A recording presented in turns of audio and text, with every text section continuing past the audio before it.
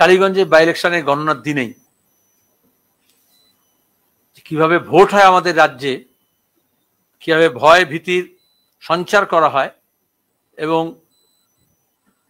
ভোটের আগে থেকেই শায়েস্তা করার জন্য, শাসানোর জন্য অস্ত্র, বেআইনি অস্ত্র, বোমা, বস্তান, বন্দুক, পুলিশ সব ব্যবহার করা হয়। তার উদাহরণ আমরা দেখলাম ভোটের পরে গণনা চলাকালীনই বিজয় মিছিলের নাম করে, যেহেতু বুথ ওয়াইজ গণনা হয়, ভোটের আগেই বলে দিয়েছে ভোট দিতে যাবি না, আমরাই ভোট করব। তা সত্ত্বেও কি করে সাহস দেখায় ভোট দেওয়ার, ভোট করার, ভোটে অংশগ্রহণ করার, তার জন্য তারা সংগঠিতভাবে গিয়ে তৃণমূলের মস্তান বাহিনী বোমা ছোড়ে, গুলি চালায় এবং সেখানে তামান্না খাতুন ক্লাস 4-এর ছাত্রী, 9 বছরের ফুটফুটে বাচ্চা মেয়ে, তার মায়ের বিলাপ আপনারা দেখেছেন, তার মায়ের কথা শুনেছেন। কেন সিপিআইএম করে এখনো, সেজন্য তাদেরকে খুন করা হয়েছে। এটা 2026-এর নির্বাচনের আগে তৃণমূলের যে ব্লু প্রিন্ট, নির্বাচনী প্রশাসনকে জোকার বানিয়ে দিয়ে, পুলিশকে নিস্তেজ দলদাস বানিয়ে দিয়ে এবং লাল ঝান্ডার শক্তি, বামপন্থার শক্তি, বাম গণতান্ত্রিক ধর্মনিরপেক্ষ শক্তি কেন সেটা করবে, মানুষ তাকে সমর্থন কেন করবে, তার জন্য একটা ভয়, ভীতি এবং সন্ত্রাসের আবহাওয়া তৈরি করার প্রিলিউড এটাই হয়ে এসছে পশ্চিমবঙ্গে 2011 পর থেকে। যারা বলেন ভোট আর ভোটের ফলাফল, তারা হাতে নাতে ফল দেখছেন। নিরীহ, তার কি দোষ ছিল? এটা বিজয় উল্লাস নয়। ওই বলেছিল না, বদলা নয় বদলছে, আসলে বদলা। কিসের বদলা? কার বদলা? মমতা ব্যানার্জি, তৃণমূল কংগ্রেস পশ্চিমবঙ্গের গণতন্ত্রকে এইভাবে কবরে পাঠিয়েছে। শুধু তামান্না কবরে যায়নি, কালকে পোস্টমর্টমের পরে হাজার হাজার মানুষ নেমেছেন। ওই গ্রাম সন্ত্রাস কবলিত,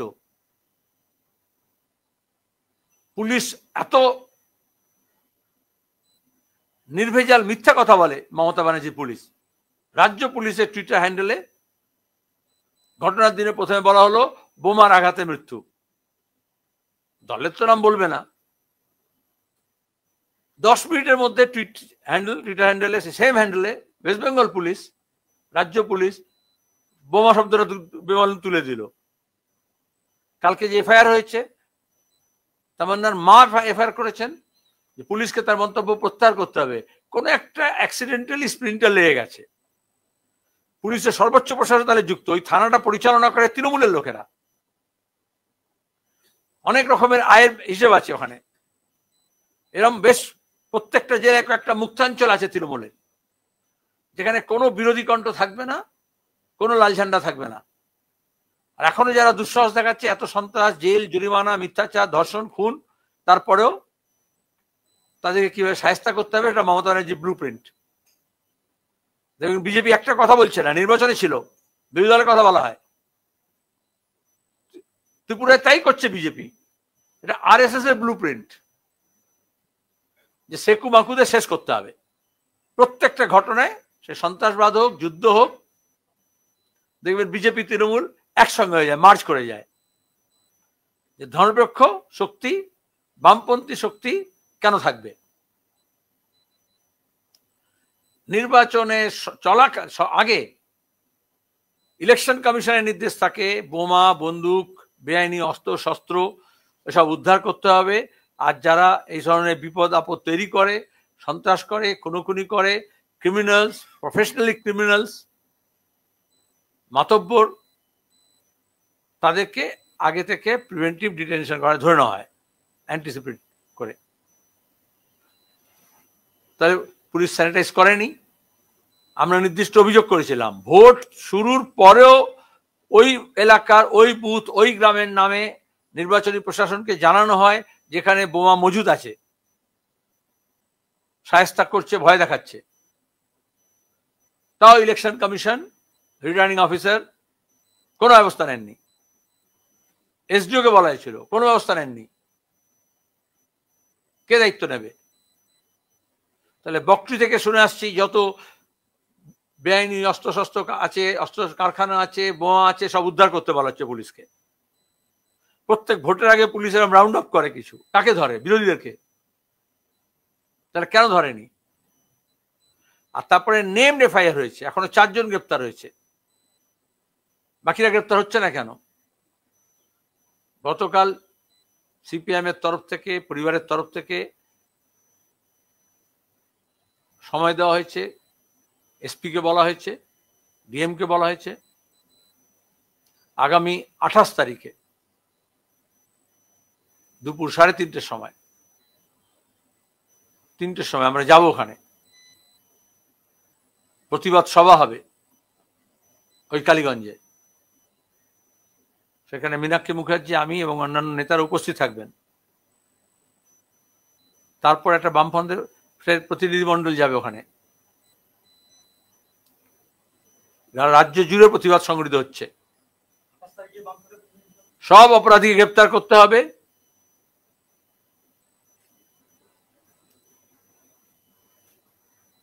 বেআইনি অস্ত্র শস্ত্র বোমা উদ্ধার করতে হবে, এবং কার গাফিলতিতে মৃত্যু হলো ইলেকশন কমিশন বলে নির্বিঘ্নে নিরাপদে নির্বাচন করুন। এই নির্বাচন প্রসেস চলাকালীন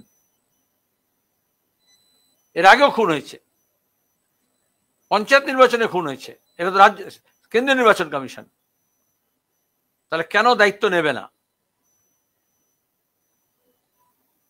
যে তৃণমূলের এমএলএ জিতেছে, তার জেতার আনন্দ উৎসবে যদি এরকম মৃত্যু হয়, তাহলে এই এমএলএদের কাজ কি আমরা দেখতে পাচ্ছি গোটা রাজ্য জুড়ে।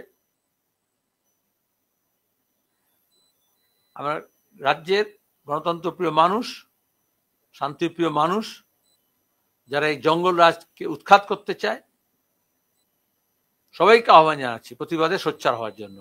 রাজ্য জুড়ে নানান কর্মসূচি নেওয়া হয়েছে, সিপিএম এর তরফ থেকে, বামফ্রন্টের তরফ থেকে, বাম গণতান্ত্রিক ধর্মনিরপেক্ষ শক্তির তরফ থেকে, সাধারণ মানুষ যারা অভয়াকাণ্ডের পরে যাদের বিবেক নড়ে গিয়েছিল, যারা বিচার চেয়েছিলেন, ইনসাফ চেয়েছিলেন, জাস্টিস চেয়েছিলেন, আজও পাননি।